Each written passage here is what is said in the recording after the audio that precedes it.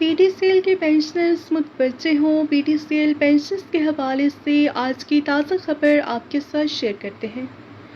پی T C L pensioners نے حکومت کی خاموشی پر سوال اٹھا دیا۔ سپریم کورٹ کے فیصلے پر عمل درآمد اور بقایا جات کی ادائیگی کا مطالبہ، حکومت بطور ضامن کردار ادا کرے۔ پینشنرز وفد ضامن کی حیثیت سے حکومت پی ٹی سی ایل کے ہزاروں پینشنرز پر ظلم دیکھ کر خاموش کیوں ہے؟ یہ بات پی ٹی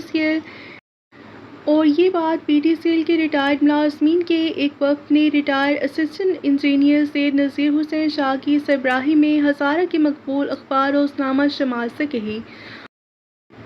انہوں نے کہا کہ حکومت پاکستان نے گارڈنر کی حیثیت سے محکمہ ڈی اینڈ ٹی کو اتصالات کمپنی کو فروغ کرتے وقت انہیں ملازمین کو گورنمنٹ سرونٹ کے قانونی تحفظ کے ساتھ پی ٹی سی اور پھر پی ٹی سی ایل میں تبدیل کرنے کا اختیار دیا، مگر اتصالات کمپنی نے کچھ عرصے تک ملازمین کی تنخواہوں اور پنشن کو گورنمنٹ کے بجٹ کے مطابق اعلان کردہ اضافہ فراہم کیا، مگر بعد میں اپنا پی ٹی ای ٹی شعبہ بنا کر حکومت کے اعلان کردہ تنخواہوں اور پنشن میں اضافے کو اپنے پی ٹی سی ایل ملازمین پر کٹ لگانے کا معاشی ظلم شروع کر دیا،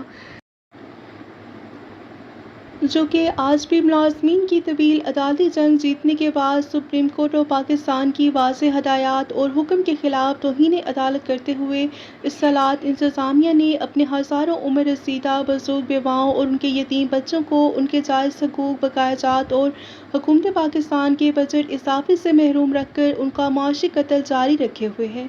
ایک سوال پر انہوں نے کہا کہ عوام کی ماں ریاست پاکستان کا بطور گارڈنر اتصالات کے جاری ظلم اور ایوانوں میں خاموشی سمجھ سے باہر ہے۔ یہ تھی P T C L pensioners کے حوالے سے اہم اپڈیٹ جو کہ آپ کے ساتھ شیئر کی گئی۔ ویڈیو کو لائک کر لیجئے اور زیادہ سے زیادہ شیئر کریں۔ ملتے ہیں نیکسٹ ویڈیو میں۔ ٹل دین ٹیک کیئر۔ اللہ حافظ۔